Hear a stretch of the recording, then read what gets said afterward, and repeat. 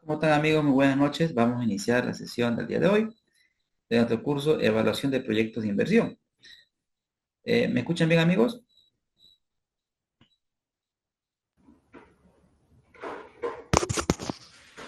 Sí, señor, ¿Me muy escuchan? claro. Gracias. Muy bien. Recordar un poco la lógica del curso. Vamos por partes. La primera pregunta que respondemos es, primero determinamos el tamaño de la inversión. Es la primera pregunta que respondemos. ¿Cuánto vamos a invertir? La segunda pregunta es, ¿cómo lo financiamos? Y una vez respondida esa pregunta, viene la proyección de los flujos de caja, porque al final del día, toda inversión debería prometer flujo de caja en el futuro. Posteriormente, viene la etapa de la evaluación, donde definimos indicadores que nos van a decir si la inversión que estamos realizando es rentable o no es rentable. Y finalmente, como los flujos de caja de toda inversión ocurren en el futuro, viene la última parte que es un análisis de riesgo y nosotros tomamos la decisión de aceptar o rechazar una determinada inversión conociendo las dos caras de la moneda, es decir, la rentabilidad y el riesgo.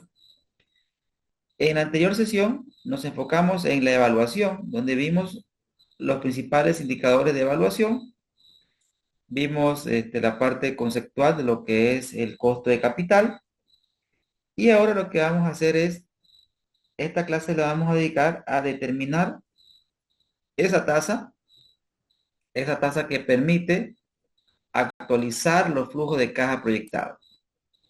Es decir, poniendo en contexto un poco la lógica, primero nosotros partimos de un balance financiero, nosotros definimos la inversión, definimos el tamaño de la inversión, es decir, definimos en qué vamos a invertir, definimos la inversión.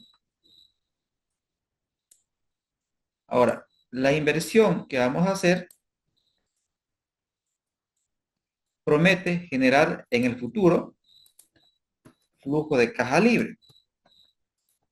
Es ahí donde tenemos la siguiente lógica, donde nosotros definimos un horizonte de evaluación, por cuánto tiempo vamos a evaluar esa inversión. Digamos, en este caso, vamos a hacer la elaboración por 4 años. Tenemos la inversión en el principio, que es una salida de efectivo. Definimos la inversión. Luego hacemos la proyección de los flujos de caja libre que promete generar la inversión. Es decir, flujo de caja libre del año 1, flujo de caja libre del año 2, flujo de caja libre, flujo de caja libre del año 3 y flujo de caja libre del año 4. Del año 4. Ahora bien, si queremos hacer la evaluación, tenemos que entender la lógica de la inversión, de esta inversión que estamos realizando, se derivan estos flujos de caja, ¿sí? De la inversión que estamos realizando se derivan los flujos de caja. Ahora, del lado derecho viene la estructura de capital, es decir, esta inversión, con cuánto de deuda la vamos a realizar o con cuánto de aporte propio. La combinación deuda-patrimonio se la conoce como estructura de capital, es decir, la proporción, la proporción de deuda y la proporción de recursos propios. Esa es la estructura de capital. Ahora bien, cada fuente de financiamiento tiene un costo asociado, nada es gratis. La deuda tiene el costo de la deuda y el inversionista no exige un nivel de retorno. Conociendo la estructura de capital y conociendo el costo de capital, estamos en condiciones de generar o calcular otro indicador que se llama costo promedio ponderado de capital. Costo promedio ponderado de capital. La importancia del costo promedio ponderado de capital radica porque es la tasa que voy a utilizar ¿para qué? Para estos flujos que están en el futuro, traerlos al presente. Es por eso que también se la llama tasa de descuento. Tasa de descuento. ¿Por qué? Porque es la tasa que me permite traer al valor presente los flujos de caja futuro y a partir de ahí hacer una evaluación. Entonces, a partir de ahí generamos un indicador como por ejemplo el valor actual neto, que simplemente es el valor actual de los flujos de caja libre actualizado al costo promedio ponderado de capital. Y a eso le restamos la inversión. Bien, esa es la lógica básica de lo que es el BAN y es lo que vimos en la anterior sesión. Y luego, posteriormente, para finalizar, una vez que conocemos la rentabilidad o tenemos un indicador de rentabilidad, lo siguiente es identificar o realizar el análisis de riesgo. Porque al final del día, estos flujos de caja ocurren en el futuro y el futuro es altamente incierto. Entonces, la sesión de hoy se concentra fundamentalmente en la determinación del costo promedio ponderado de capital, que es la tasa que me va a permitir actualizar los flujos de caja libre. En ese sentido, amigos, vamos a definir, primero antes de pasar a otra lámina, amigos, hasta aquí está todo ok, ¿se entiende? ¿Vamos bien? Sí, está bien, se entiende. Perfecto, genial. Continuamos entonces. Borre contenido y vamos con algunos conceptos. Costo de capital. Bien, el costo promedio ponderado de capital o de forma más simple, costo de capital, aquí tenemos un concepto. Ahí ustedes pueden seguir con la lectura. Dice, el costo de capital es la tasa mínima de rentabilidad que un proyecto debe generar para ser financieramente viable, ya que representa el costo de oportunidad de los recursos invertidos. Incluye el costo de la deuda e incluye el costo de capital propio, ponderados de acuerdo a la participación de la estructura financiera. Sirve como tasa de descuento para evaluar la rentabilidad de los flujos de caja futuro de un proyecto. Bien, como digo, expliquémoslo ahora en cristiano. La idea central es que la inversión que uno va a realizar, la inversión que se va a realizar, la inversión termina en rendimiento. O sea, toda inversión debe terminar en rendimiento. Pero sin embargo, el financiamiento termina en costo. Vamos con la lógica de la inversión en términos de flujo de caja. Cuando nosotros hablamos de una inversión, tenemos que entender que la inversión tiene una lógica de flujo de caja. Primero viene la salida de efectivo por la inversión y luego nosotros esperamos que la inversión en el futuro nos genere entrada de efectivo. Entonces, tenemos una salida seguido de entrada de efectivo. Esa es la lógica de una inversión. Por lo tanto, una inversión termina en rentabilidad. Sin embargo, el financiamiento desde la óptica de los flujos de caja, ¿cómo empieza? Primero, obtenemos el financiamiento, que es la parte mágica. La parte fea del financiamiento que lo tenemos que devolver en el tiempo. Tenemos que devolver en el tiempo. Entonces, iniciamos con una entrada y tenemos en el futuro salida de efectivo. Es por eso que el financiamiento tiene la lógica inversa en los flujos de caja. Por lo tanto, termina en costo. Tanto la rentabilidad como el costo la podemos expresar en porcentajes. Y ahora revisemos.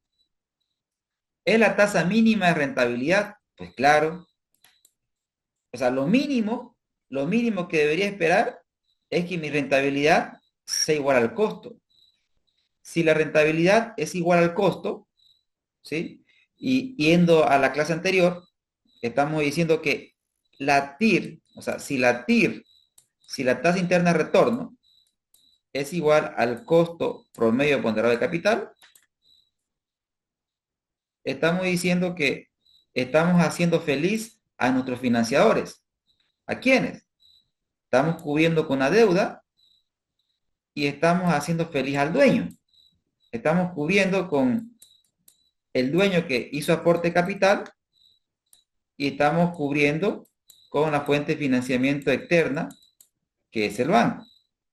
Es por eso que se dice tasa mínima de rentabilidad que un proyecto debe generar para ser financieramente viable, ya que representa el costo de oportunidad de los recursos invertidos. Ahora bien, incluye el costo de la deuda, tal cual, e incluye el costo de capital propio. ¿Sirve como tasa de descuento? Pues claro que sí. O sea, esta tasa me va a servir para que cuando esté evaluando la inversión, me permita actualizar los flujos de caja proyectados. Amigos, ¿se entiende el concepto? ¿Queda claro ahora? Muy claro, maestro. Perfecto, genial. Una vez explicado el concepto, amigos, vamos a ir a ver componente por componente.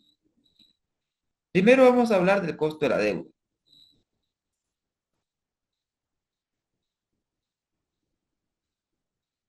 Acá estoy leyendo los chats. Rubén, gracias Víctor, gracias Rubén. Estoy atento al chat, querido amigo, siempre. Bien, costo de la deuda. El costo de la deuda quizás es el costo más, no quiero decir fácil, pero más interesante o más, quizás más objetivo, podríamos decir, ¿no? Más objetivo de calcular. Y acá tenemos un concepto, dice, ¿no? La estimación del costo de la deuda en proyecto y inversión consiste en determinar la tasa efectiva que se paga o que paga la empresa por los fondos obtenidos mediante financiamiento externo, como préstamos o emisión de bonos. Este costo se calcula generalmente como una tasa de interés nominal acordada con el prestamista, ajustada por el beneficio fiscal por los gastos por intereses, lo que da lugar al costo de la deuda después de impuestos. En términos financieros se expresa como, y es ahí donde tenemos esta expresión, el costo de la deuda después de impuestos. ¿A qué es igual? Bien, antes de explicar la fórmula, hagamos cierta analogía. Por ejemplo, queridos amigos, cuando nosotros eh, queremos calcular el costo o queremos calcular el costo de un bien o un servicio, por ejemplo, acá en Bolivia tenemos el IVA, el débito fiscal y el crédito fiscal.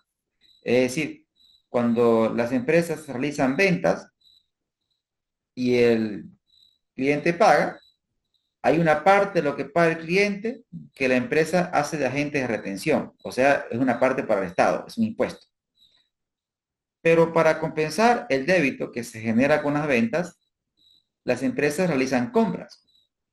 Y cada vez que usted compra insumos, también nos dan factura y eso genera un crédito fiscal que es a favor del contribuyente, a favor de la empresa.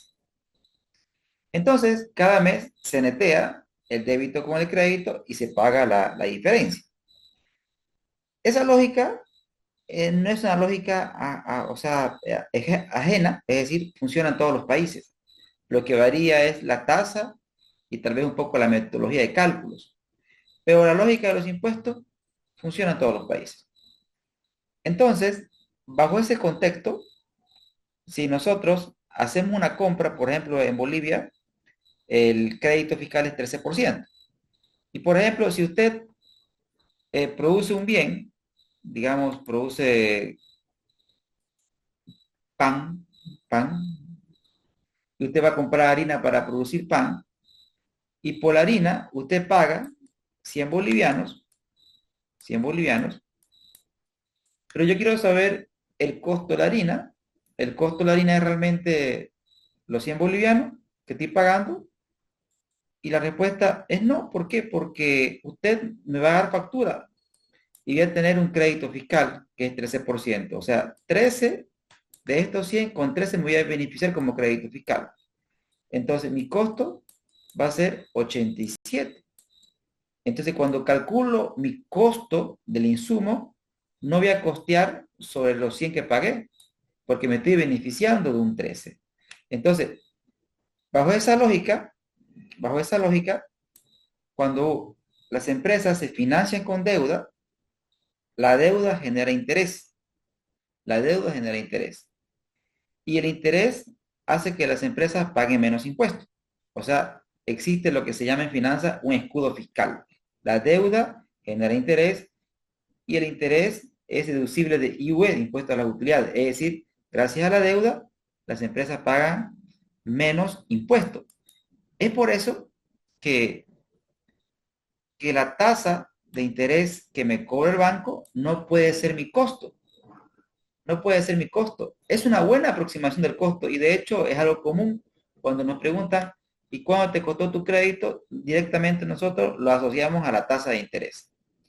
Entonces, recuerden ustedes, si, por ejemplo, en Bolivia el impuesto a las utilidades, el IUE, en Bolivia es 25%.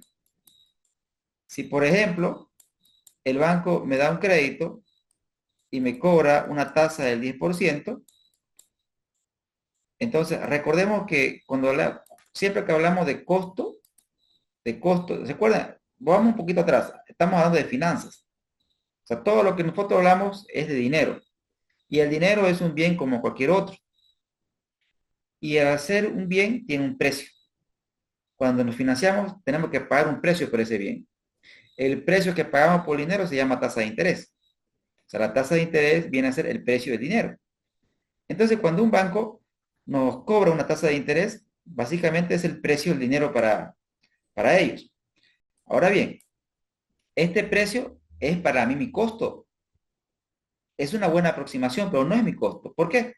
Porque gracias al interés que estoy pagando, yo me estoy beneficiando de un escudo fiscal. Es por eso que el costo de la deuda es el 0,10 multiplicado por 1 menos el impuesto a las utilidades, que es 0,25.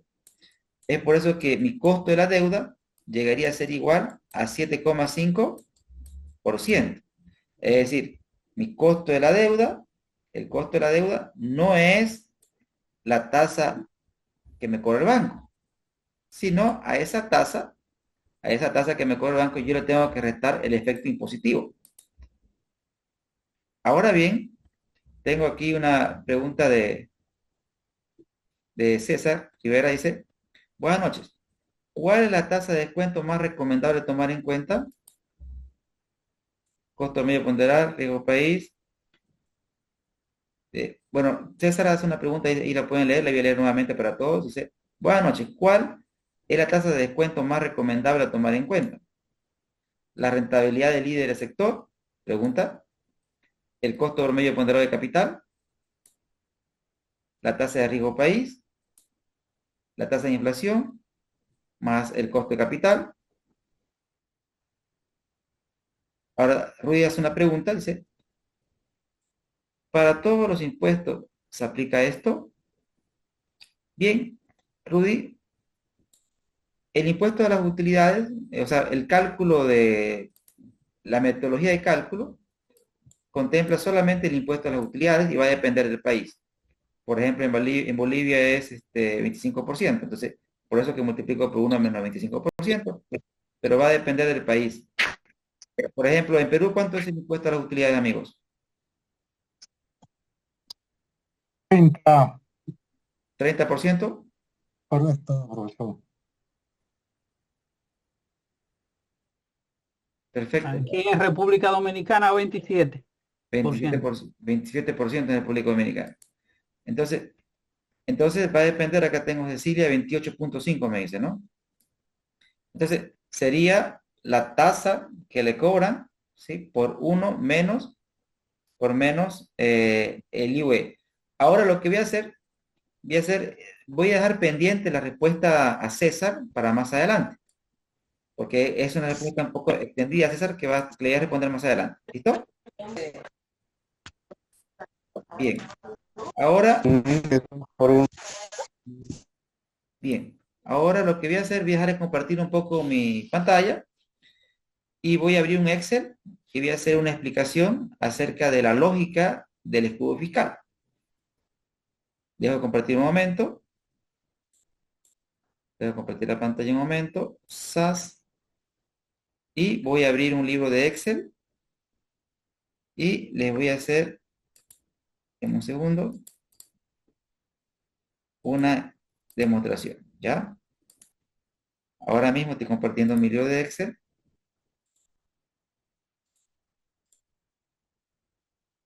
Bien. Voy a hablar un poco del escudo fiscal y de algunos tópicos. Estamos, repito, calculando el costo de la deuda. El costo de la deuda. Entonces, para tal efecto vamos a hablar de una determinada empresa, donde acá tenemos estructura de capital A y acá tenemos estructura de capital B. Tenemos dos estructuras de capital. Entonces, acá tenemos deuda, acá tenemos patrimonio. Acerco un poquito a la pantalla para que lo puedan ver mejor. Y vamos a asumir que en la estructura A tenemos cero deuda, 1, 2, 3, 100.000 bolivianos de recursos propios. Y aquí 50.000 y 50.000. ¿Qué tenemos ahí? Tenemos dos estructuras de capital diferentes. Tenemos dos estructuras de capital diferentes, amigos. Entonces, ¿cuál sería la inversión total de la empresa? Pues la inversión siempre va a ser deuda más patrimonio. O sea, la inversión total no cambia. Y la tasa activa sea el 10%, la tasa que nos cobra el banco, y la tasa impositiva, vamos a asumir Bolivia, 25%. Y vamos a tener acá un resultado operativo para este pequeño ejemplo. Y a partir del resultado operativo, esto lo vamos a acercar. Perfecto. Resultado operativo en ambos casos. Voy a asumir, denme un segundo, voy a asumir un resultado operativo de 30.000 bolivianos. En ambos casos. Entonces, el análisis que voy a hacer es el siguiente. En ambos casos estamos hablando de la misma empresa con dos estructuras de capital diferentes. En el primer caso, toda la inversión es financiada totalmente con recursos propios. En el segundo caso, la inversión es financiada 50% con deuda, 50% con patrimonio. El banco nos cobra 10%, la tasa tributaria es 25%. Con esto, acá al lado, voy a hacer un pequeño estado de resultado, donde tenemos la situación A, la situación B. Tenemos dos situaciones diferentes, donde voy a calcular acá el resultado operativo.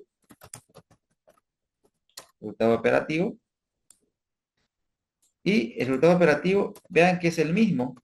El resultado operativo, que es lo que el negocio genera, no cambia. ¿Por qué en ambos casos el resultado operativo no cambia? Porque noten ustedes, amigos, que la inversión no ha cambiado. O sea, la inversión es exactamente la misma. Y la inversión, entonces, como no ha cambiado, no debería cambiar su resultado operativo. Si queremos más resultado operativo, tendríamos que hacer más inversión. Estamos asumiendo que la empresa está operando, digamos, al 100% su capacidad instalada, porque toda empresa tiene una capacidad instalada, y si está operando al 100% y si quiere generar más ingresos, tendrá que hacer pues más ampliaciones. Tendrá que invertir más en comprar más maquinaria y equipo para producir más. Luego de esto vienen los intereses, que en el caso número A, fíjese que no tenemos deuda, entonces no pagamos nada de interés, pero en el segundo caso sí tenemos deuda. Multiplico la tasa por la deuda. Y luego calculamos lo que es el resultado ante impuesto. El resultado ante impuesto, que sería la diferencia entre mi resultado operativo menos mis intereses. Posteriormente, calculo el IUE, el impuesto a las utilidades, que sería este señor por la tasa, que en Bolivia es 25%. Y luego, a partir de ahí, calculo mi resultado neto. Mi resultado neto. Mi resultado neto, donde mi resultado neto, ¿a qué sería igual? Sería igual a qué? A mi resultado ante impuesto menos el impuesto. Y aquí vemos que en alternativa B tenemos menos utilidad. Entonces, a simple vista, alguien podría decir, o uno podría pensar, que en alternativa B somos menos rentables que A. Entonces, podríamos plantear una hipótesis y decir, la deuda hace que seamos menos rentables. Suena tentador llegar a esa conclusión, puesto que a simple vista estamos observando que tenemos menos utilidad en la situación B que A. Sin embargo, acá me detengo y hago un poco de chiste, ¿no? Por ejemplo, en nuestro país, y esto es sin ánimo de hacer política, cuando eh, los ministros salen a hablar de la rentabilidad de los bancos y dicen, la rentabilidad de los bancos ha crecido terriblemente en nuestro periodo de gobierno. ¿Y qué es lo que muestra el gobierno? Muestra la utilidad de las entidades financieras. Pero sin embargo, queridos amigos, la utilidad, el resultado neto, no es en sí misma la verdad absoluta. Para eso existen los indicadores de rentabilidad. Por ejemplo, nosotros vamos a calcular ahora el ROE, que es, vamos a calcular el ROE, que es el resultado neto, ¿sí? El resultado neto sobre el capital. Y vean qué es lo que pasa, queridos amigos. Aquí tenemos una rentabilidad del 30%. Y acá tenemos una rentabilidad del 38%. Aquí falta aplicarle impuesto para esta situación. El impuesto es el mismo en ambas situaciones. Ahí está, ¿no? Vean. En esta situación, voy a aumentar los decimales. Vean. Tengo una rentabilidad sobre mi capital del 22,5% anual. Vamos a asumir que estamos viendo datos anualizados. Entonces, ¿qué es lo que sucede? Por cada unidad monetaria invertida por el dueño, recibe una ganancia neta del 22,5% en la situación A. Sin embargo, en la situación B, por cada unidad monetaria que realiza el dueño, obtiene una ganancia neta del 37,5%. Noten que si bien mi resultado en términos absolutos bajó, mi rentabilidad creció. ¿Y por qué creció mi rentabilidad? Por dos aspectos importantes en finanzas. El primero, el apalancamiento. ¿Qué es lo que sucede? En la situación A, todo el esfuerzo recaía en los recursos del dueño. O sea, estábamos hablando de una estructura de capital donde el financiamiento estaba concentrado totalmente en los recursos del dueño. Sin embargo, en la situación B, tenemos una estructura más equilibrada, donde el 50% viene de financiamiento externo y el 50% proviene de financiamiento interno. Entonces, el esfuerzo del dueño se ha reducido a la mitad. Es por eso que ahora no está colocando él pues 100.000, está colocando solamente 50.000. 50.000 lo está colocando el banco. Entonces, ese es el primer efecto del apalancamiento, es decir, reduce el esfuerzo del dueño.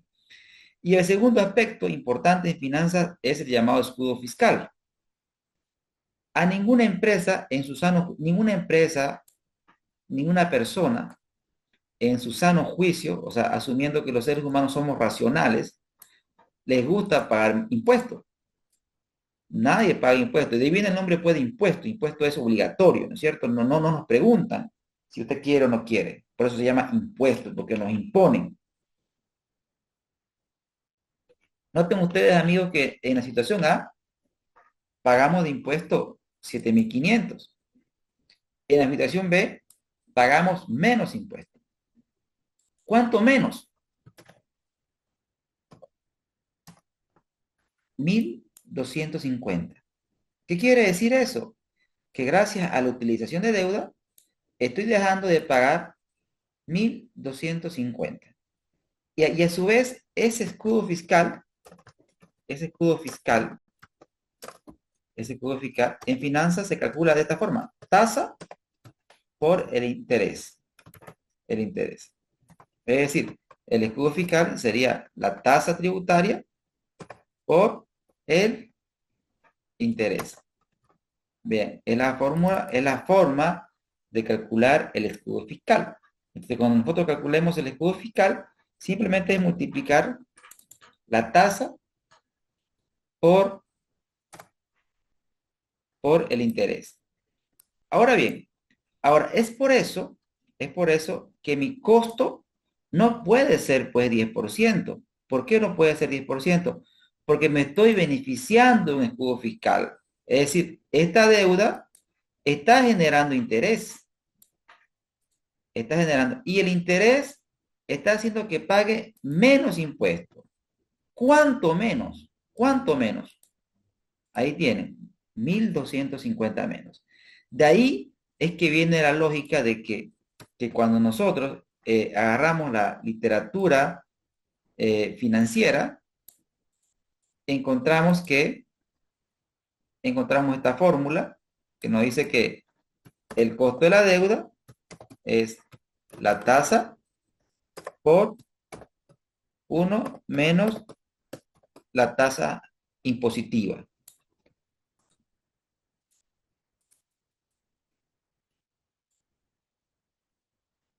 Es decir, que en este caso, mi costo de la deuda debería ser igual a qué, amigos? A la tasa activa por 1 menos el 25%. Bien. Y esa es la forma de calcular el costo de la deuda. ¿Cuánto es mi costo de la deuda? 7,5%. Ese es mi costo de la deuda. Entonces, ahora, otro indicador financiero que me gustaría, bueno, antes de continuar, amigos, hasta aquí, ¿se entiende la explicación? ¿Vamos bien? ¿Alguna duda? Por favor, me la hacen saber.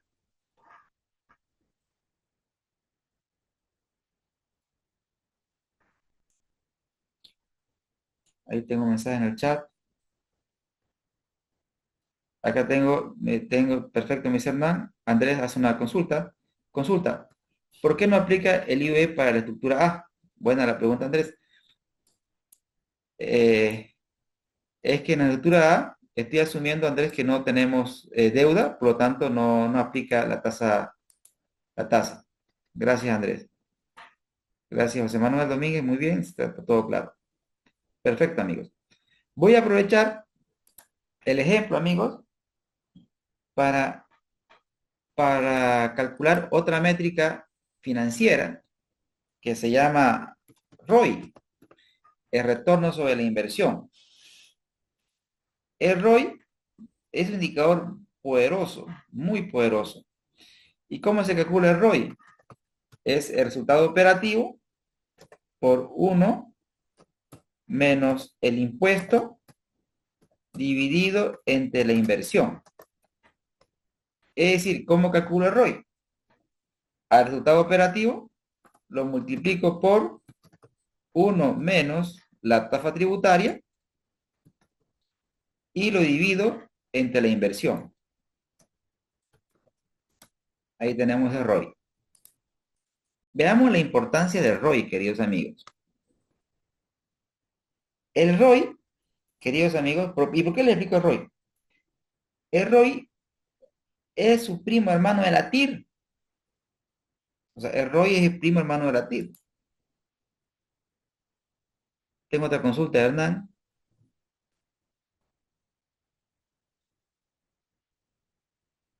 Hernán hace la pregunta. Una consulta en Bolivia se elabora los estados financieros contables, pero también el tributario. ¿Cómo aplicaríamos el apalancamiento financiero? Muy bien, excelente pregunta, ¿no, Hernán? Profe, ya respondo Hernán y luego estoy con Alberto. Alberto. Y luego tengo pregunta de Rudy. Vamos primero con la consulta de Hernán. Dice, ¿no? Bien, acá interesante, es existencial esta pregunta, ¿no? Hablemos del escudo fiscal ahora. Buena pregunta. Bien, bien. Voy a responder primero a Hernán, porque es pertinente la pregunta y interesante, y luego respondo a Alberto, y luego sigo con Rudy. ¿Listo? Vamos con Hernán. Dice Hernán, una consulta. A ver, una cosa, vamos a partir. La contabilidad como tal usa la ley del cacho, o sea, lo que se ve esa nota, en base al principio del devengado. En ese contexto, en ese contexto, en ese contexto, queridos amigos, debo registrar todas las transacciones. Pero quizás algunas transacciones son deducibles de impuestos y otras transacciones no son deducibles de impuestos. Por ejemplo, acá en Bolivia, para que una transacción sea deducible de impuestos, tiene que ser propia del giro del negocio. Por ejemplo, por ejemplo, eh, yendo puntualmente a la pregunta, si mi empresa, yo tengo una empresa unipersonal y por alguna razón requiero financiamiento, pero no califico para el banco no me da crédito. Como el banco no me da crédito, yo acudo a un tercero, acudo a un amigo y le presto dinero y ese amigo me cobra una tasa de interés. Entonces, en mi estado de resultado, contablemente, tengo pues que registrar pues el interés que estoy pagando, pues, ¿no es cierto? Porque es la contabilidad misma. Pero sin embargo, ese interés que estoy pagando a terceros no es deducible de IV en Bolivia. Por lo tanto, esa tasa que le estoy pagando a mi amigo, no la puedo multiplicar por 1 menos T. Mi costo nomás es la tasa tal cual, porque no es deducible de IV. Pero sin embargo, si voy a las fuentes de financiamiento formales, es decir, una entidad financiera, una cooperativa, o emito bonos a través de la Bolsa Boliviana de Valores, o una entidad financiera en su país, entonces, si es deducible de impuesto, ahí sí multiplico por 1 menos T. Esa sería la respuesta que le doy a la consulta de Hernán. Ahora la pregunta de Alberto también es pertinente. Dice, profe, el ROI, gracias. eh, profe, ¿el ROI es igual a ROA? Buena pregunta también. Pareciera, ¿no es cierto? Pareciera que son iguales. Pero ¿cuál es el tema central o cuál es la diferencia central? Voy a ocultar mi imagen para explicar. Miren, la diferencia central, amigos, es que el ROI, veamos acá el ROA es utilidad neta sobre activos. O sea, uno podría decir el resultado neto sobre mis activos, que sería acá mi inversión. ¿Sí? Miren, estoy calculando en porcentajes con dos decimales. Miren, he calculado el ROA. Y acá el ROA es igualmente a ROI. Ah, acá. El ROA es igual al ROI siempre y cuando no existan apalancamiento financiero. Pero cuando hay apalancamiento financiero, el ROA se contamina, porque el ROA mide la rentabilidad de la empresa. Pero escuchen esto, sin importar cómo se financie. Pero el ROA está contaminado, ¿por qué? Porque el ROA parte de la utilidad neta. Y la utilidad neta está contaminada por los intereses. Entonces, el ROI lo que busca es responder a esta pregunta. ¿Cuál es la rentabilidad de mi negocio? ¿Cuánto renta mi negocio? Sin importar la estructura de capital. O sea, el ROI mide la rentabilidad de negocio y no va a cambiar, no va a cambiar porque cambia la estructura de capital. ¿Cuándo va a cambiar mi ROI? Cuando aumente mi inversión, cuando aumente mi inversión. Y si la inversión no cambia, el ROI no tendría por qué cambiar. Ahora, el ROI sí es un primo hermano de la TIR, porque me está indicando la rentabilidad de mi negocio, la rentabilidad de mis activos, sin importar cómo lo financiemos, amigos. Ahora, ¿por qué? Ahora, respondí la pregunta de Alberto, ¿sí? Quedó claro, profesor. Excelente. Excelente, muy bien. Entonces, amigos, ¿por qué calculamos el ROI? Miren ustedes, si ahora mismo, ahora mismo, si el banco, ¿por qué me interesa esto? Porque pensemos en lo siguiente. Si el banco me presta al 20%, ¿aún conviene?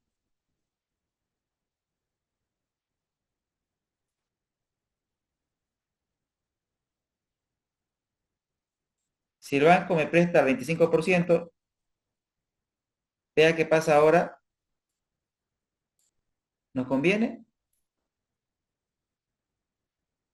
Nos conviene, ¿no? Porque, ¿y por qué nos conviene? Porque fíjense, el costo de la deuda comparo con el ROI. Pero ahora miren, voy a hacer algo matemático. Miren, voy a irme a datos y voy a decirle a Excel, quiero, quiero que este valor sea 22,5%. Y para eso quiero que me digas cuánto debe ser la tasa activa.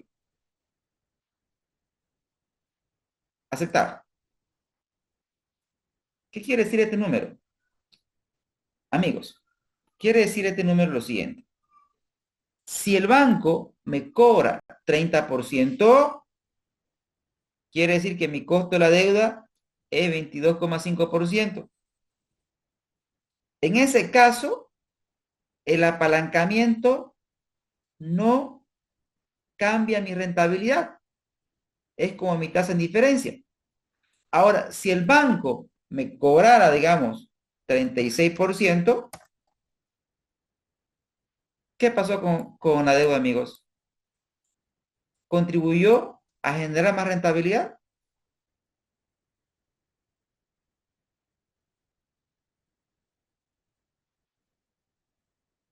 ¿Qué pasó? Si el banco me cobra 36%, ¿qué es lo que pasa financieramente hablando? Lo que pasa es que el negocio me está rentando 22,5. El negocio me renta, mis activos me rentan 22,5. Pero el financiamiento bancario me está costando 27%. Entonces, en términos financieros, eso no se llama apalancarse. Usted lo que está haciendo es se está endeudando, porque se está prestando dinero a un costo superior a lo que el negocio mismo está rentando. Amigos, ¿se entendió la analogía?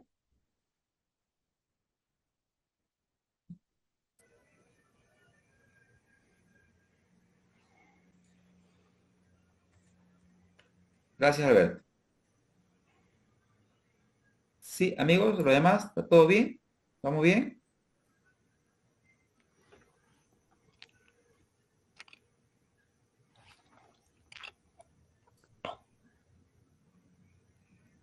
Bien. Bien, amigos, continúo entonces con la explicación. Lo voy a dejar como estaba antes. Lo voy a dejar como estaba antes. Tengo aquí, gracias Cecilia, muy bien. Lo voy a dejar esto en 10. Perfecto. Ahí tenemos el micrófono prendido. Ahí, bien. Ahora, pero sin embargo, amigos, esta forma sencilla de calcular es también una forma aproximada. O sea, calcular el costo de la deuda multiplicando la tasa por 1 menos T, la tasa tributaria, también es una forma, es una forma de hacerlo aproximada. Si nosotros queremos mayor precisión en el cálculo, tenemos que acudir a otra metodología. Entonces, ¿a qué voy a calcular?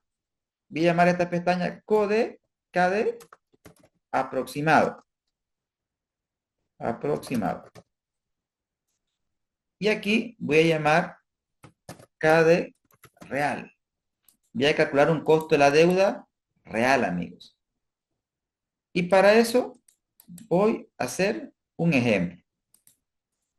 Voy a sacar mi pantalla y voy a simular un crédito, amigos.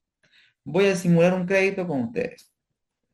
Entonces, voy a trabajar con diferentes sistemas de amortización. Entonces, voy a colocar las condiciones del crédito. Condiciones del crédito. Voy a colocar detalle, voy a colocar valor, unidad. Vamos a trabajar con una deuda de 10.000 bolivianos. Voy a trabajar con un plazo de 5 años y una tasa de 10% anual. Y vamos a trabajar con sistema francés, ¿ya? Sistema francés. Entonces, recordemos, amigos, algunos conceptos básicos de la matemática financiera, que cuando nosotros hablamos del sistema francés, la cuota es fija y calculamos la cuota para fines didácticos. Voy a trabajar con cuotas anualizadas, bolivianos año, y de todas maneras, amigos, siempre es bueno la matemática.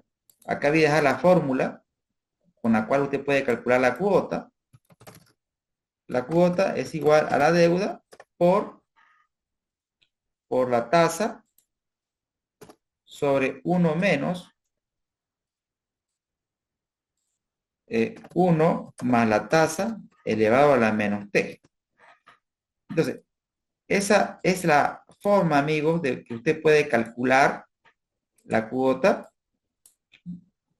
Pero sin embargo, el Excel tiene sus funciones. Usted puede calcular la cuota con la función pago de Excel. Y luego sigue las instrucciones del Excel. Miren, me pide la tasa, selecciono la tasa. Punto y coma, me pide NPER, es el plazo, selecciono el plazo. Punto y coma, me pide BA con negativo y selecciono la deuda. Y al hacer eso, queridos amigos, estoy calculando la cuota que me debería dar exactamente lo mismo que reemplazar en esta fórmula. Ahora, luego de eso, voy a hacer el plan de pagos. Voy a hacer el plan de pagos. Vamos a hacer un plan de pagos sencillo nomás. Detalle. Voy a colocar periodo 1, periodo 2, 3, hasta el periodo 5. Hasta el periodo 5, donde voy a alejar un poco mi pantalla. Voy a colocar acá saldo inicial. Voy a colocar la cuota, el interés, la amortización y el saldo final. Alejo la pantalla. Y ahora mismo. Bien, el saldo inicial por defecto es la deuda nomás. La cuota en este sistema, en el sistema francés, amigos, la cuota es constante.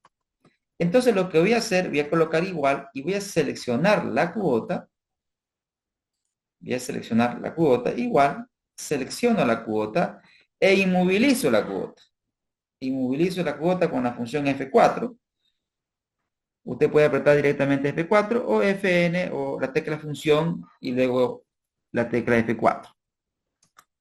Y control C, flechita a la derecha y arrastramos. Ahora, en este sistema, la cuota es constante. Ahora viene el cálculo del interés, amigos. El interés es sobre saldo. Saldo inicial multiplicado por la tasa activa, inmovilizada la tasa activa. Luego tenemos la amortización. Recordemos algunos conceptos básicos que la cuota, o sea, lo que uno va y paga al banco todos los meses, pagamos el interés, que es el costo de dinero, pero expresado en términos monetarios, más la amortización, que es la devolución del capital. Entonces, como tenemos la cuota, tenemos el interés, por matemáticas podemos deducir que la amortización debería ser igual a ¿qué? A la cuota menos el interés. De ahí sacamos que cuando queremos sacar la amortización, sería la cuota menos el interés. Y mi saldo final sería lo que usted debía al principio menos la amortización, que viene a ser la devolución del capital. Para el siguiente periodo, el saldo final se transforma en un saldo inicial. Y luego estos señores, control C a la derecha, luego todos estos señores, control C, y nos vamos hasta el final. Y como usted puede observar, el saldo final termina siendo 0, es decir, que al término del periodo 5 la deuda está totalmente extinguida. Una vez que nosotros hemos hecho el plan de pagos, viene lo que nos interesa: el flujo de caja de la deuda. Vamos a sacar, amigos, el flujo de caja de la deuda. Porque recordemos que en finanzas, tanto para sacar costo como para sacar rendimientos, nosotros siempre trabajamos con flujo de caja. Todo el tiempo, flujo de caja. Ahora bien, lo que voy a hacer es colocar acá detalle. Voy a colocar aquí periodo 0, 1, 2.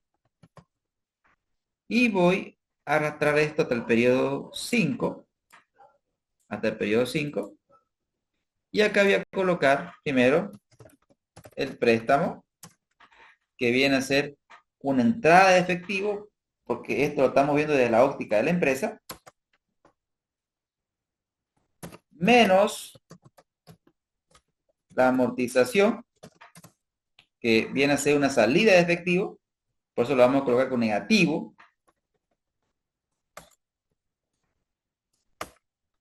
menos el interés. El interés va con negativo, que es la ganancia del banco, y el costo de nosotros en términos absolutos. Pero recuerde usted que gracias a este interés, voy a borrar la pizarra, ¿qué nos genera el interés, amigos? Escudo fiscal, ¿no es cierto? ¿Y cómo calculamos el escudo fiscal? El interés por la tasa. El interés por la tasa. Entonces, tengo que colocar más. ¿Más qué? Más el escudo fiscal. Más el escudo fiscal. Y el escudo fiscal sería igual negativo. Este señor, voy a colocar aquí una para que se vea la tasa tributaria de Bolivia es 25%. Esto va a depender de cada país. Entonces, amigos, sería igual negativo el interés multiplicado por la tasa tributaria.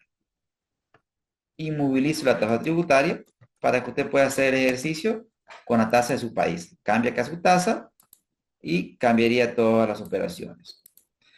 Ahora bien,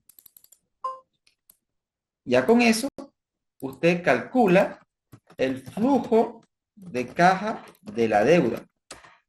El flujo de caja de la deuda, amigos. ¿Ya que sería igual el flujo de caja de la deuda? Igual la función suma, arrastro hasta el final. Bien. ¿Y qué es lo que tenemos acá, queridos amigos? Tenemos el flujo de caja de la deuda.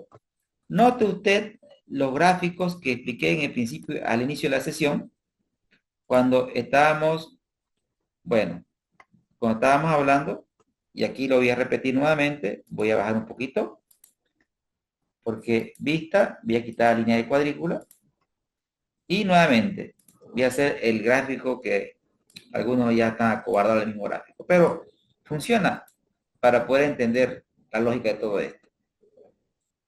Inversión. Tenemos nosotros, amigos, la inversión.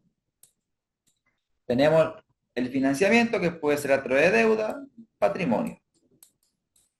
Lo que me interesa es que entendamos aquí la lógica central del comportamiento de la inversión. La inversión siempre va a tener este comportamiento, amigos.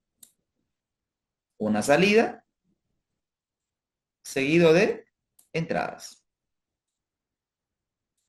Sin embargo, el financiamiento va a tener la lógica contraria. Tenemos una entrada al principio, seguido de salida de efectivo. Seguido de salida de efectivo.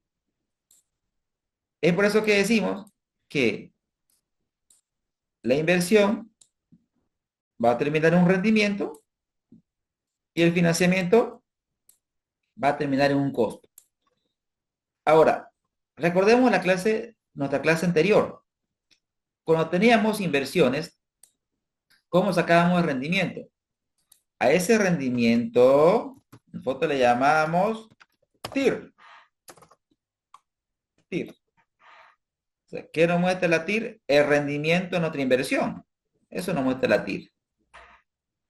La TIR que nos muestra el rendimiento de la inversión, que es equivalente al ROI, amigos. La TIR es equivalente al ROI. Ahora, ¿cómo saco? Si tengo una corriente de flujo de esta forma, ¿cómo saco mi costo? Sencillo. Adivinen. También es una TIR. Entonces, la TIR me sirve para sacar rendimientos como para sacar costos. O sea, en conclusión, queridos amigos, la TIR se puede interpretar como rendimiento, como tasa de rendimiento, pero también la TIR se puede interpretar como costo. O sea, la TIR puede ser rendimiento o puede ser costo. ¿De qué depende? Depende de la forma de los flujos de caja. Si la forma de los flujos de caja es de este tipo, entonces la TIR determina o me ayuda a determinar rendimientos. Pero si tenemos esta forma, la TIR me calcula un costo.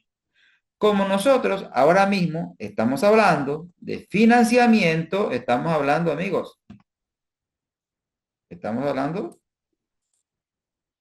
de todo esto, ¿no? De financiamiento. Entonces, nuevamente lo que nosotros vamos a hacer, vuelvo al problema, es voy a calcular la TIR.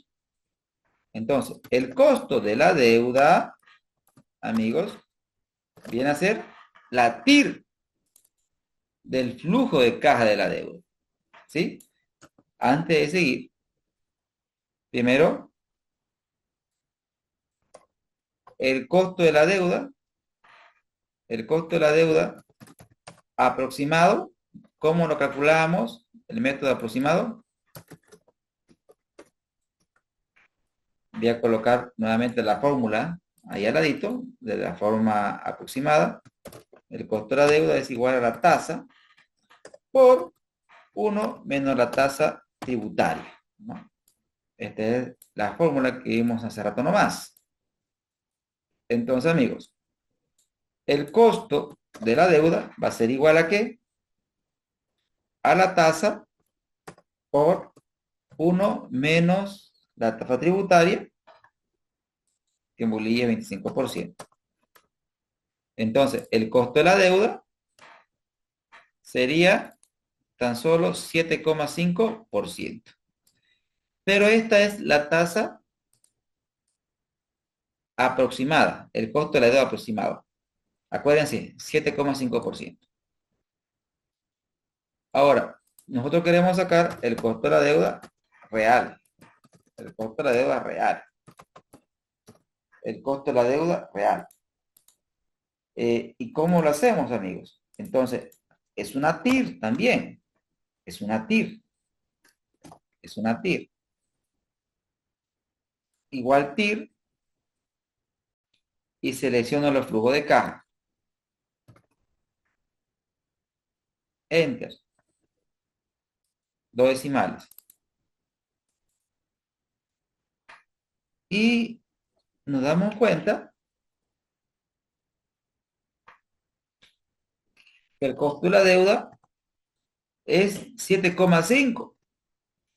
Igual a esta tasa. Entonces, alguien dirá, pero ¿por qué hace tanto, bueno, por qué dice tanto Gregre para decir Gregorio? Acá decimos, eso decimos cuando una persona da muchas vueltas para llegar a lo mismo. ¿Por qué usted, profesor, dio tantas vueltas y llegó a lo mismo? O sea, más me conviene pues esto. Ah, sin embargo, hay cuestiones, bueno, hasta aquí, amigos, ¿se entiende? ¿Vamos bien con la lógica?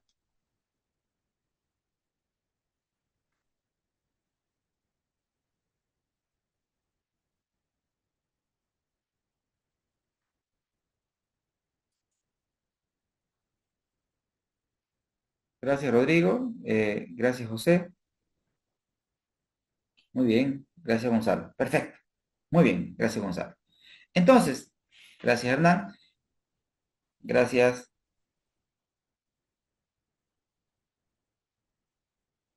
También Cecilia, ¿no? También Cecilia dice, que correcto, Cecilia, también podríamos llamar al 10% una tasa aproximada también, ¿no? Esta también es una tasa aproximada. Y decimos aproximada porque no es la real, ¿no es cierto? Y vamos a hablar de la real primero. ¿Cómo sacamos la real? Pensemos. El banco, cuando nosotros vamos a acudir un crédito, amigos, uno cuando va a una entidad financiera, no es que, a ver, no es que el banco vaya y automáticamente me tome el crédito, pase por caja por su desembolso. O sea, lindo fuera que uno fuera una entidad financiera y fuera así eficiente, ¿no es cierto?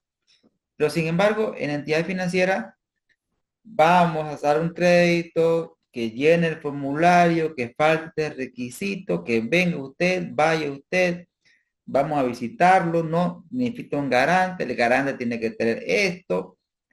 Entonces, fíjese usted que tanto para los naturales, las personas naturales, como para las personas jurídicas, es decir, las empresas, tienen que hacer cierto procedimiento para adquirir un crédito y eso es tiempo. Tiempo es igual a dinero. Y también tiene que hacer ciertos pagos para cumplir ciertos requisitos en cuanto a documentación, eso es un costo. Eso ocurre en entidades financieras, pero también ocurre eso en mayor escala cuando una empresa tiene que emitir bonos. Tiene que estar inscrita en la Bolsa Boliviana de Valores, tiene que obtener una calificación de riesgo, tiene que elaborar un prospecto de emisión. En síntesis, un conjunto de pasos que cuestan dinero. Entonces, no es nomás considerar el crédito que me van a dar. Tengo que considerar todos aquellos costos asociados para obtener ese desembolso. En ese contexto, si quiero calcular mi costo real, debo de considerar los costos del desembolso. Vamos a asumir que el banco, para dar un crédito de mí, yo he gastado de mi bolsillo o del bolsillo de la empresa 500 bolivianos.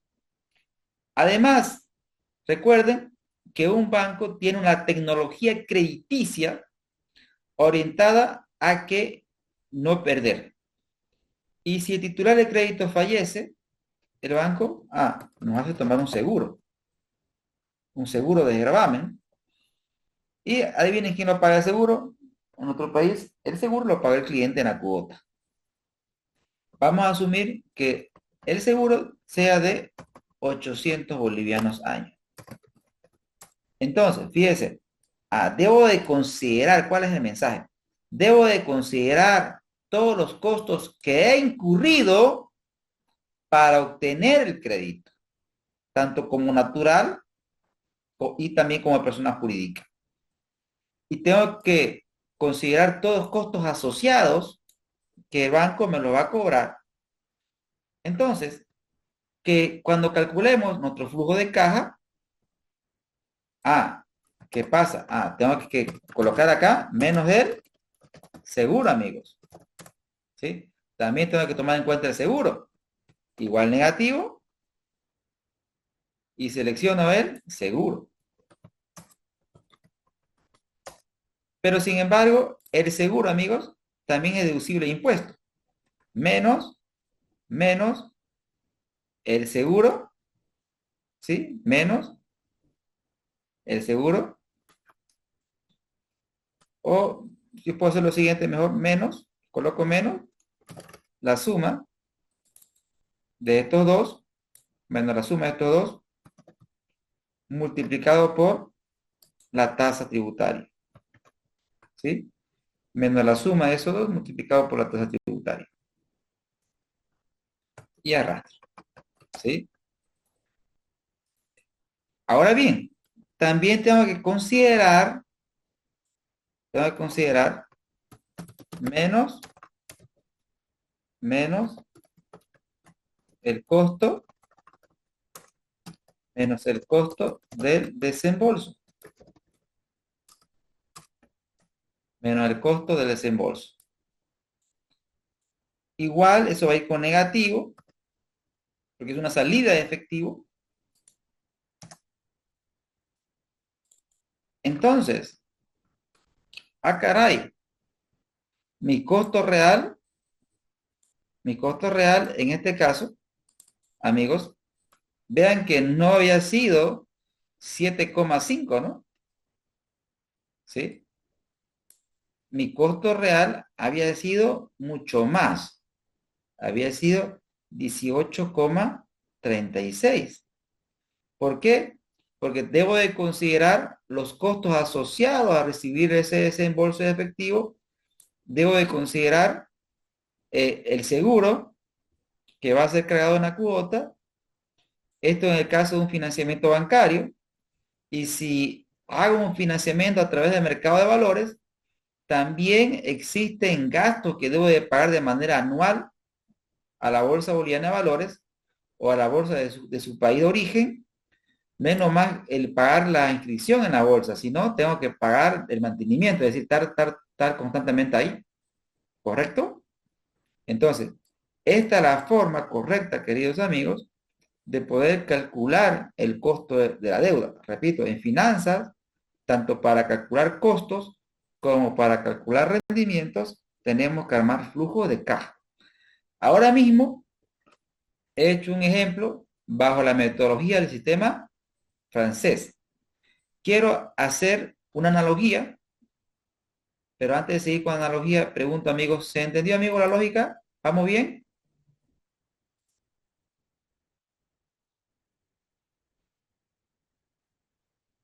Dice, sí, bien, yo tengo más, ya lo tengo más claro, pero para ser real, faltaría considerar los otros gastos financieros. Totalmente, totalmente, Cecilia, totalmente. Eh, Me pide Enrique, ¿puede volver a repetir cómo calculó el monto del pago del seguro? Claro, claro que sí.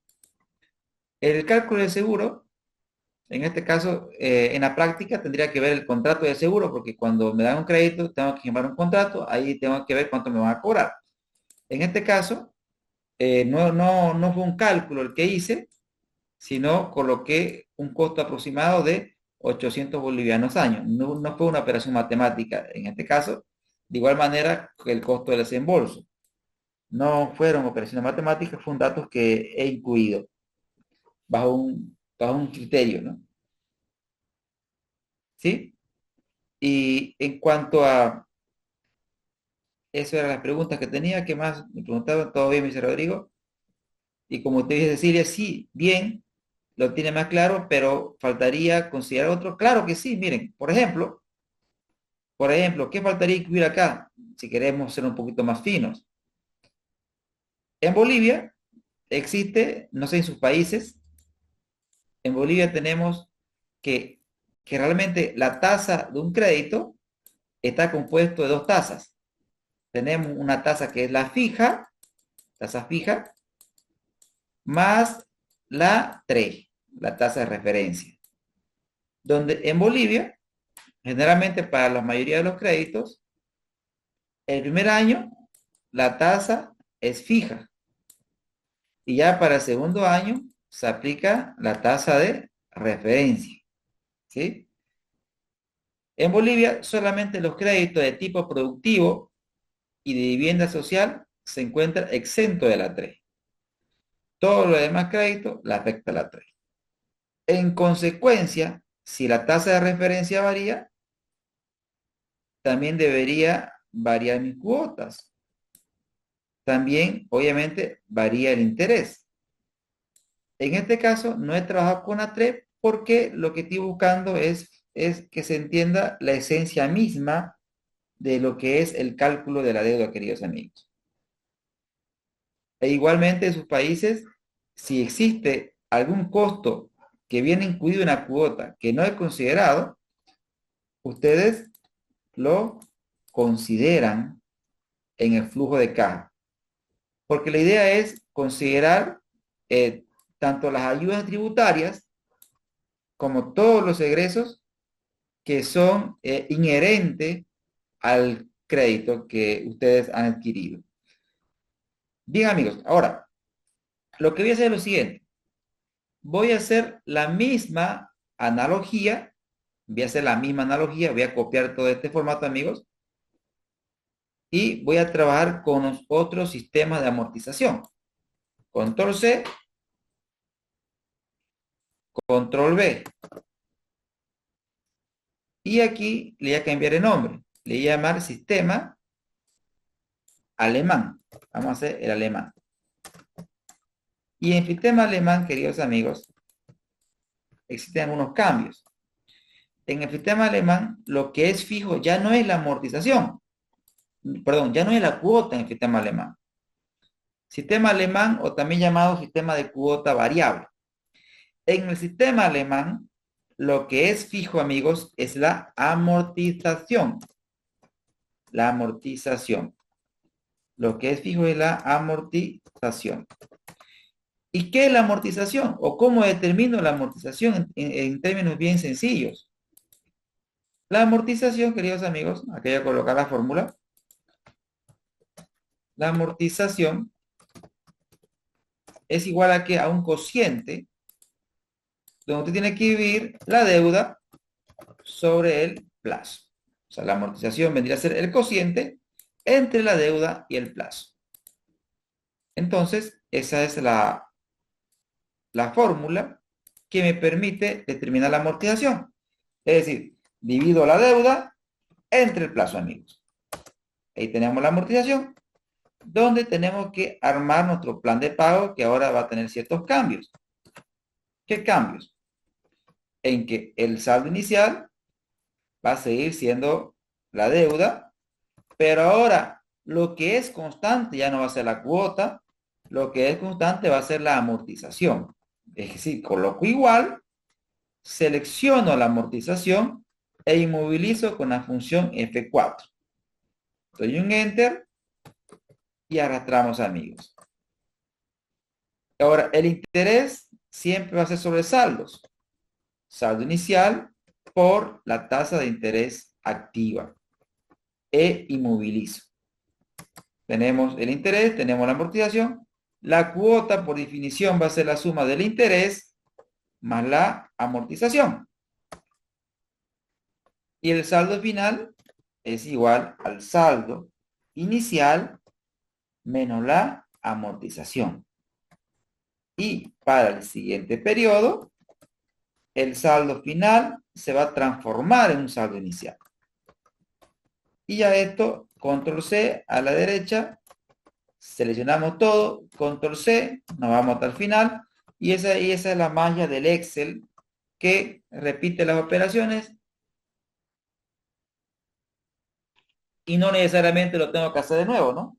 Obviamente, mis contemporáneos, mis iguales, colegas, en el pasado, pues esto lo teníamos que hacer a mano. Ahora mismo las nuevas generaciones ya ni saben qué es un lápiz, ¿no? Pero bueno, nosotros lo hacíamos a mano, ahora el Excel es una maravilla. Bien, amigos,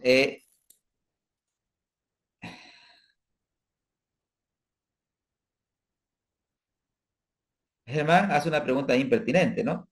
De cara al cliente, ¿cuál sistema es más beneficioso para el cliente y en consecuencia menos para el banco? Una pregunta totalmente pertinente, querido Germán, y central, digamos, ¿no? Bien, vamos a continuar con el análisis y vamos a hacer el cierre de esta parte con esa respuesta que usted plantea, con esa pregunta existencial, ¿no? De cara al cliente, dice Germán, pregunta, ¿cuál sistema es más beneficioso para el cliente y en consecuencia menos para el banco? Totalmente. Definitivamente tenemos que dar respuesta a esa pregunta. Entonces, ahí tenemos el costo real de la deuda, 18,92%, en comparación con otro sistema, aquí es 18,36 y este 18,92. Bien, después hacemos la analogía. Hagamos los cálculos primero y luego hacemos un resumen y hacemos un análisis conjunto. Voy a hacer, bueno, automáticamente, amigos, esto se elaboró, la lógica no cambia, solamente lo que cambia es el plan de pagos. Voy a trabajar ahora con el otro sistema. Voy a crear una copia, amigos. Nuevamente, control C, control C, control V, y voy a trabajar con el sistema de tipo americano. En el sistema de tipo americano, amigos, lo que es constante ya no es la amortización. Lo que es constante, amigos, es el interés. En este sistema, lo que es constante es el interés. ¿Y cómo calculo el interés? El interés es igual a un cociente, la deuda por la tasa dividido entre la frecuencia de pago. Frecuencia de pago. Es decir, que cuando nosotros calculamos el interés, tenemos que multiplicar la deuda, usted agarra y multiplica la deuda por la tasa dividido entre la frecuencia de pago. En este caso estamos haciendo pagos de tipo anual, entonces la coloco 1. Pero si fueran pagos de tipo semestral, colocaría 2. Si fueran los pagos de tipo bimestral, es decir, cada 2 meses, colocaría 6, porque en el año hay 6 bimestres. Coloco 1. Entonces, en este sistema, queridos amigos, vea que lo que es, lo que es constante, lo que es constante es el interés. Vea, francés, cuota constante. Alemán, amortización constante. Americano, interés constante. Coloco igual y selecciono el interés, inmovilizo el interés porque es constante y lo arrastro. Y lo arrastro, amigos. Ahora, el saldo inicial, el saldo inicial es igual a ¿qué? Es igual a la deuda. El interés ya lo tengo calculado. La cuota es igual al interés más la amortización. La cuota del interés más la amortización, pero como no hay amortización, la cuota es por interés nomás. El saldo final es igual al saldo inicial menos el la amortización. Y para el siguiente periodo, el saldo inicial vendría a ser el saldo final. Repetimos el proceso, arrastro y nos vamos hasta el final. Claramente se puede observar que si usted paga solamente interés y no amortiza, obviamente que el saldo final va a ser constante, ¿no? Pero en este sistema, la amortización se hace al final. O sea, al final se devuelve toda la deuda. Vea usted que este es el tipo de crédito que se hace entre personas, digamos, ¿no? Donde usted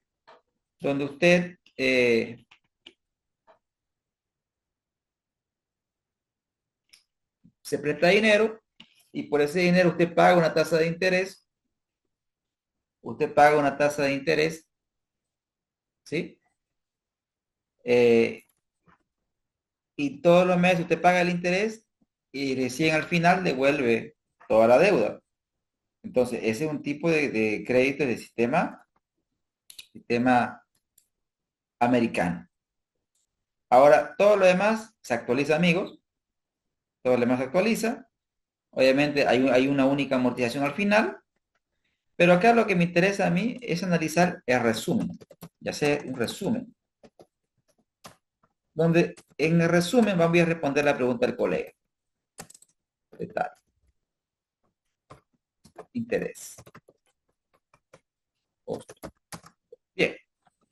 Entonces, voy a colocar acá el sistema francés primero. Francés,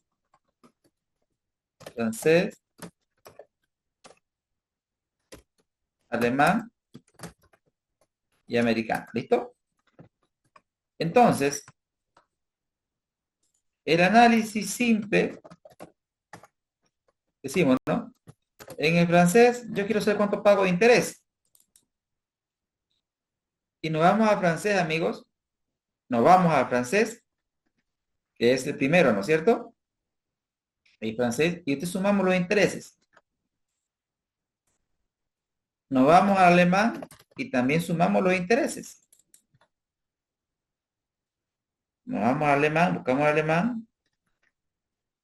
Ahí está el alemán. Y sumamos los intereses. Nos vamos al americano. De igual manera, sumamos los intereses. Bajo esta lógica,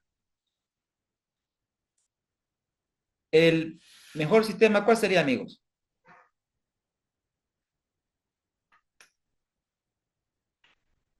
Desde la óptica del empresario, ¿cuál le convendría más? El alemán. ¿Correcto? Totalmente, ¿no? Aquí tenemos respuesta en el chat. Alemán, Rudy, Gonzalo, alemán, Rodrigo, alemán, totalmente, ¿no? Y fíjense, gracias a Hernán, alemán, totalmente. Entonces, bajo esta lógica, que es totalmente lógica, tal cual, digamos, hecho una suma, fíjense que no hace falta hacer muchas ecuaciones y mucha matemática para convencer con esta lógica. Complejo. Veamos. Tengo una respuesta más. Germán nos plantea algo, ¿no? En Colombia, el sistema francés es más usado cuando los créditos son de personas, consumo, microcrédito hipotecario. El alemán se usa para comerciales, empresariales, pymes, grandes empresas. El americano parece ser usado por eh, sí, préstamos gota a gota informales. Sí, hermano, acá, digamos, en Bolivia, tenemos bastantes colombianos. No digo que todos, no todos, bastantes sí, pero se dedican a ellos a los créditos gota a gota que usted menciona, ¿no? Y en Bolivia, en el sistema financiero tradicional, es decir, la banca, está vigente el sistema francés y el sistema eh, alemán. El americano es un sistema que se usa fundamentalmente cuando el financiamiento es a través del mercado de valores y también en créditos informales persona a persona, ¿no? Excelente. Tengo una pregunta ahí, dice Víctor Callaú. En Bolivia están los que prestan a 3% por mes con garantía hipotecaria, cuando el préstamo es hasta por encima de 5 totalmente. Ahí, Víctor, podría ser un sistema de tipo alemán, ¿no es cierto? Porque uno paga interés, interés, interés, interés nomás, y después de cierto tiempo tiene que cobrar todo, ¿no? Y si usted no termina no devuelve el capital, le va a seguir pagando interés siempre, ¿no es cierto, Víctor?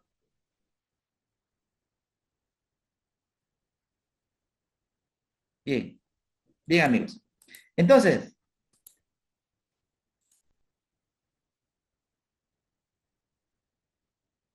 correcto, totalmente es una lógica del alemán, querido Víctor.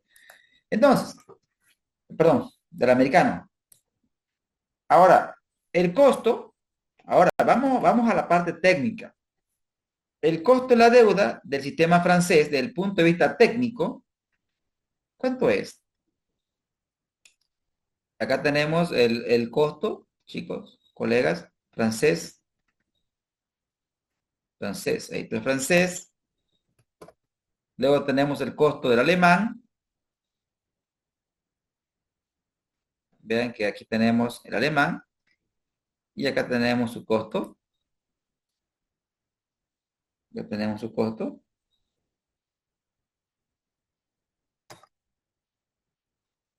Y tenemos también el costo del americano. Bien, analicemos ahora. Con este análisis, y estamos calculando el costo desde el punto de vista de la empresa, ¿no? Y recuerden, esto es costo, ¿no? Y cuando es costo, ¿qué buscamos? ¿Que el costo sea mayor o menor?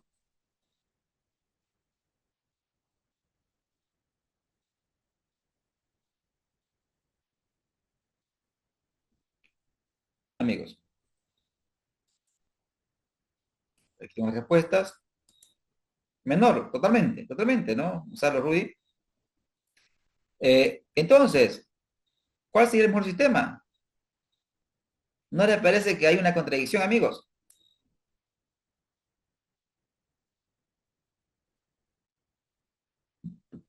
¿Cómo le hago entender al empresario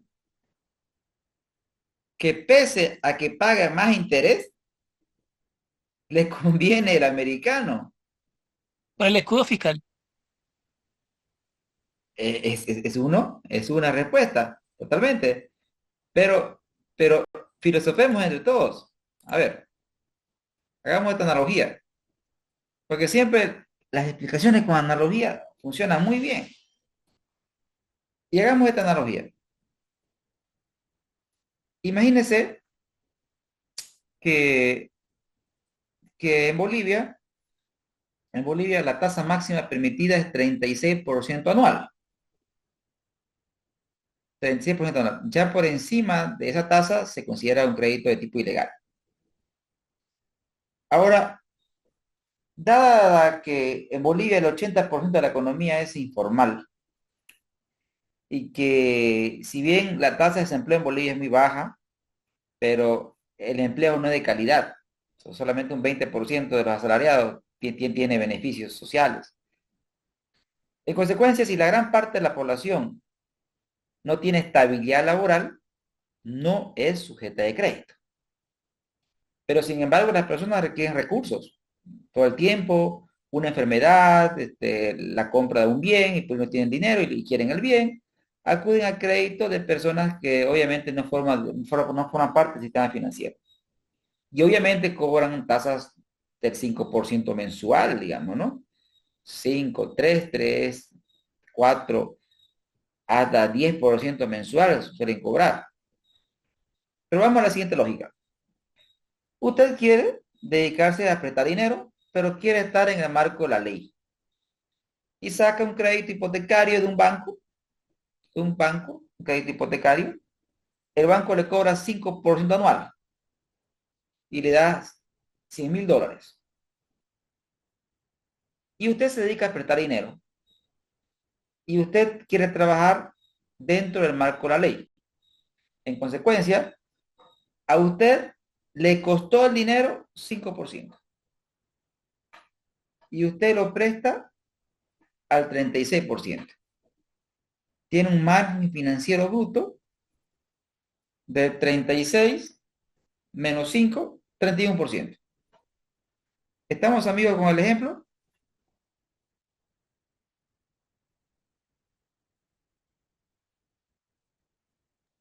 Sí, señor. Perfecto.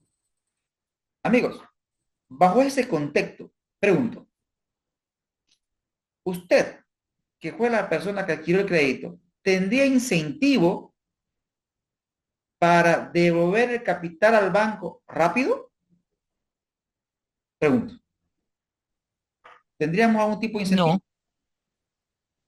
Para nada, ¿no es cierto? O sea, no habría incentivo porque al final del día, con ese capital a usted le cuesta 5 y renta 36. Y esa es la lógica de los créditos. O sea, si yo me presto una tasa, el destino del crédito me tiene que dar una rentabilidad superior al costo. De lo contrario, no se llama apalancamiento, como el ejemplo que vimos al principio.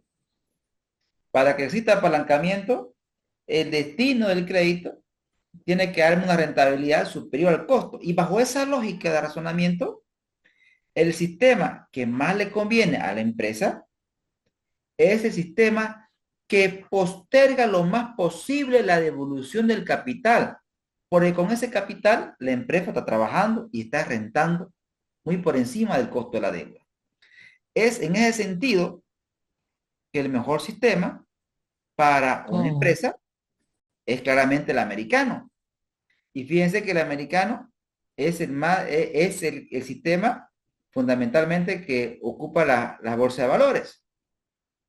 En consecuencia, aparentemente paga más interés, pero hay que contrastar el costo con la rentabilidad. Amigos, ¿se entendió la lógica? sí, señor. Profe. Genial. Tengo acá mensajes en el chat. Gonzalo, ¿está todo claro? Me dice. Sí, bien claro, me dice Cecilia. Perfecto. Genial. Y el Oh, interés está alto en función a que el riesgo es más alto para el banco, ¿no? Porque el capital lo recupera más tarde. ahora, la lógica la estamos viendo desde la lógica de la empresa, ¿no? Ahorita, acá la pregunta de usted, Germán, pero si el crédito fuera para consumo, pregúntese usted, si yo saco crédito para consumo, ¿cuánto es la rentabilidad de un crédito para consumo? O sea, para irme de viaje, ¿cuánto renta ese crédito para mí? Si me saco un crédito de consumo. Nada, Cero, ¿no, amigos? Entonces, cero. cuando el crédito es para consumo y la rentabilidad es cero, entonces en ese caso me conviene devolver el capital lo más rápido que pueda. Me conviene amortizar, porque es un dinero que no me está generando un retorno. Solo en ese caso, amigos, es válida esta lógica sencilla. Es decir, cuando el crédito es para consumo, me convendría, me convendría alemán. Pero ¿por qué no optan por el alemán? Y acá tomo el ejemplo de Germán. ¿Por qué? Porque el alemán, si bien me conviene más, las primeras cuotas son más fuertes. Y sin embargo, el asalariado tiene un ingreso constante. Y en consecuencia, las personas, como usted le dice, tu cuota va a ser variable y la primera cuota van a ser más pesadas, eso no entra muy bien al oído de las personas, o sea, no sienta bien, digamos, ¿no? O sea, las personas no hacen este ejemplo.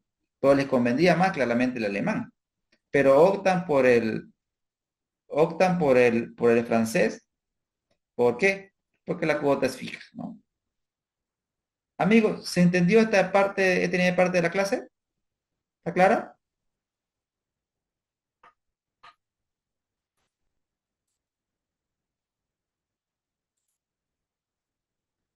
Gracias, Víctor. Genial, amigos. Perfecto. Entonces, le planteo, por favor, que nos vamos a nuestro receso y regresamos en 10 a 12 minutos para la segunda parte. Tomamos un cafecito, un break, estiramos las piernas y luego volvemos para la segunda parte, amigos. Gracias por haberse conectado, amigos. Volvemos en 10 a 12 minutos. Genial. Gracias, Gonzalo.